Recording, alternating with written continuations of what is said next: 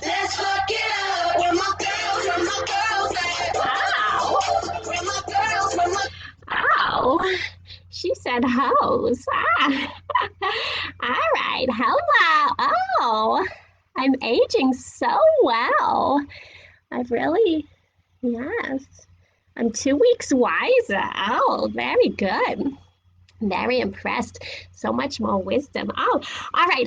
Welcome to Olivia's Money Show. Oh, she's gonna be so mad. I should have said that right at the beginning. I got all into the dancing. Welcome, welcome, Olivia's Money Show. I got Olivia in a little bit of hot water a couple weeks ago because I was talking all about, oh, when you go to the grocery store, tell your kids that you spend more money than you intended to. And a lot of people, they got their rankles in a, I don't know, they got the feathers all in a tussle. So Olivia wanted me to come in and just sort of explain some of that. So that's why I'm here. I'm so happy to do it. Oh, but I have to show you. She got these peonies. Oh, look at what she grew. Oh, pardon my patootie. All right. Oh my goodness. Can you see? Oh, Olivia's garden is just.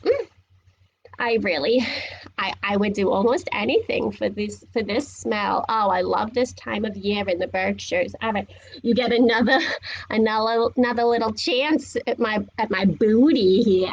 Just look at that. All right, grand booty. All right, okay.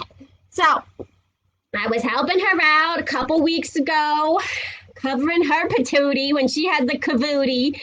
And so here I am. I'm going to clean up my mess a little bit because we're talking about, if you're at the store, and this is not just for your kids, this is for your partners, this is for your friends, your family members. There can be such a heavy cloud over this feeling of, oh, my partner thinks I'm spending more than I should, or I feel guilty, or I'm judging them for spending more. And that can be the same with friends. You think, oh, well, why are they spending the money on that when I think they should be spending on that?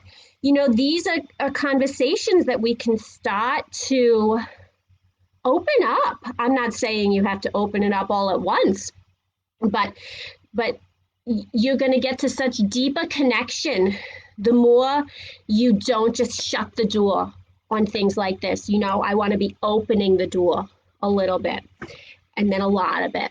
But it's what a lot of parents, this is not just for families and kids, but what a lot of parents were saying is, but then my kid is going to, wag their finger at me. They're going to watch me every time I'm at the store, saying, oh, Daddy, did you spend more than you were going to wanna? And they don't want that because we know, kids love to be a know-it-all, right? But what I'm talking about is bringing them in on the process. And if before the store you say, oh, you want those, what are they now? They're not cheddar fish anymore. Now they're cheddar bunnies, right? Oh, you want the cheddar bunnies? Great. We'll go into the store. We're going to see what different sizes of cheddar bunnies. I think now they have bunny tails. It's a little risque for a grandma over here, but to each their delicious crunchy own.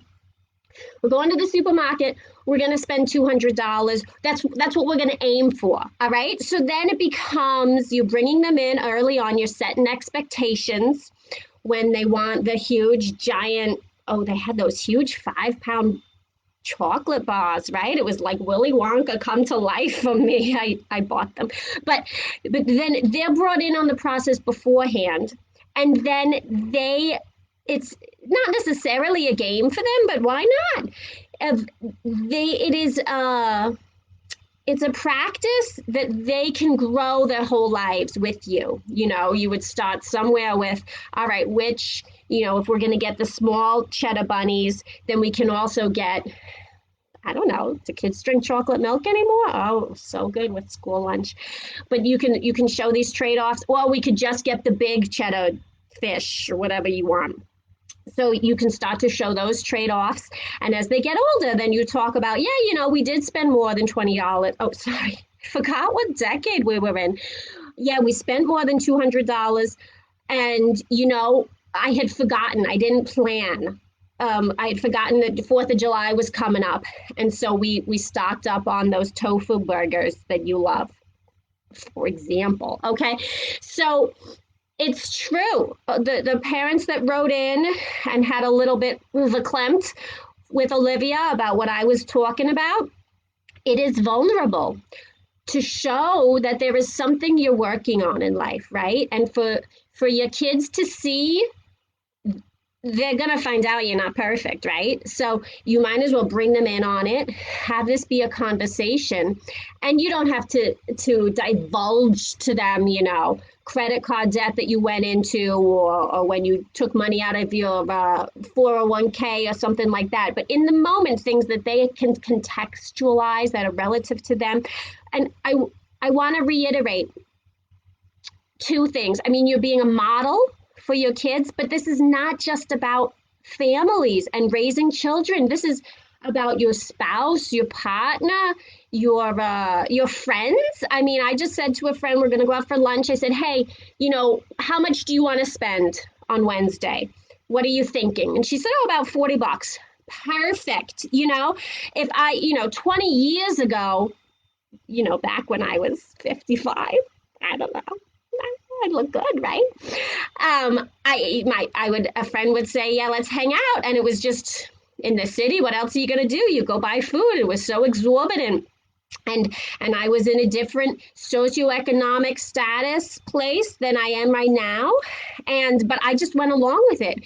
If, inshallah, that I had known, you could say, hey, let's do this, then let's eat salad at home, and then we'll get a chocolate cake over there. It's a lot cheaper, and then we'll go for a walk. It all balances out, right? This is how you really can build connection with people.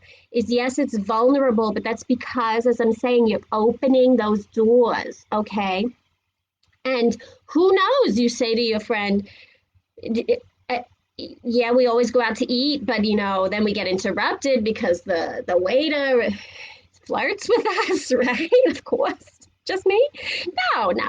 And so we get interrupted, and we don't actually get to catch up as much as we wanted to. You know what we should do? We should go bowling. I mean, it's cheaper. You already have a ball. I have shoes. This is how sort of serendipitous connections can start to come up when you are willing to take that first step in the conversation about money. Because, as I said, right, I was in a different socioeconomic position, place, situation then than I am now. Your financial situation, I want to really impart this to you.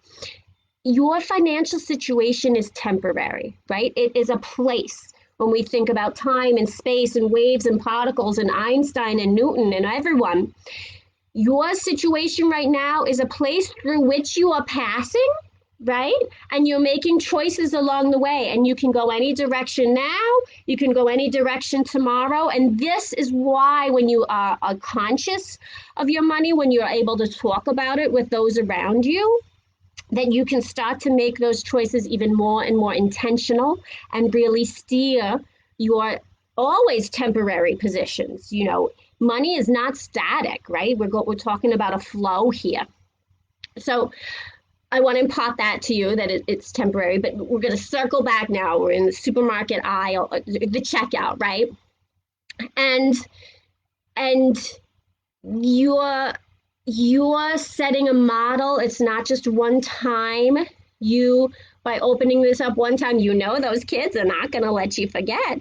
If you talk with your partner, you're saying, oh, I feel guilty that I spend so much, or you're judging them. You find a positive, loving way to bring up, oh, with curiosity, why was it that you felt really comfortable being really extravagant going out to that dinner, but you didn't want to do the horseback riding trip on the vacation, something like that, of curiosity, because that we have those nagging questions in all our relationships, right? Your siblings, your friends, why are you spending that on that instead of committing to that obligation or attending to that responsibility? But we really, different parts of people light up when we are willing to, with curiosity, ask them, what was happening for you there? And are you glad about that purchase? And just when you become that person that is willing to open up those doors and be vulnerable yourself, you are changing the fabric of society. All right, you listen to me. I have seen a lot, and you are making changes that can affect the entire world, the rippling effect, right? So that ripple, I'm not making up this transparency. There it's a movement right now. I used to always have uh, things I'd sign when I take a job or a contract or something, and so you cannot disclose your salary or your gig information. And now there are companies saying, all right, I either encouraging people to talk about their hourly wage when they've gotten a raise, they celebrate that all together, or they start in a orientation. They sit down, they say, "Hi, I'm Evan. As marketing director, I'm making 87,000 a year." All right, we go around the circle. Hi, I'm Annie. As IT, I'm making $142,000 a year, and that's really lifting that cloud that you have felt about wondering why people are making financial decisions that they are. Of course, it's personal, but isn't that what life is about? We want to have that personal connection. So I'm not making up this transparency. It is a movement that is going through. And what Olivia wanted me to clarify was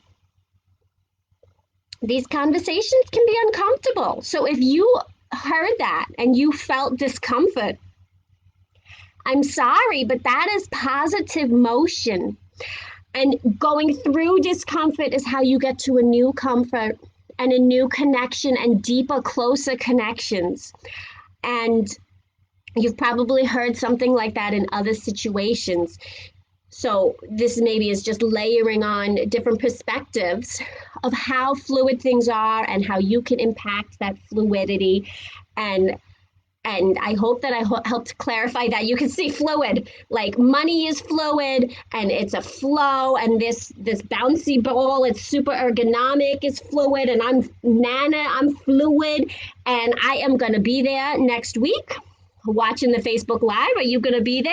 I keep telling Olivia, do your little tap dancing. She's got the top hat. And so hopefully, if you're lucky, she'll listen to her nana, and I will see you there. We'll be watching together. And this concludes episode 5 of Olivia's Money Show. All right. Mwah. Love you.